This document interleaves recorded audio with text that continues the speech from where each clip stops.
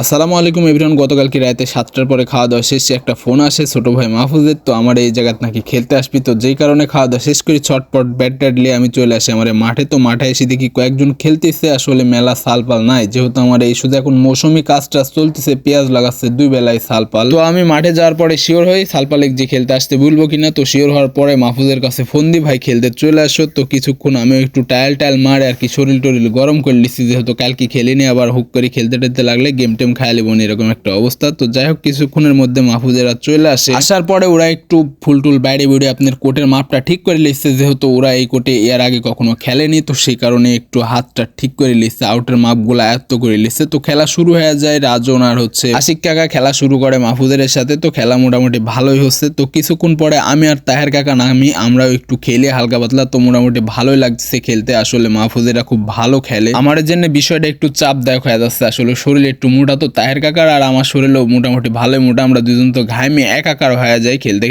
খেলতে 9টা পার হয়ে যায়, মাহফুজেরা চলে যায়। আর আপনারা যারা খেলতে চাচ্ছেন অবশ্যই আপনাদের দাওয়াত থাকলো আমার এই সাথে খেলার জন্য, ঠিক আছে।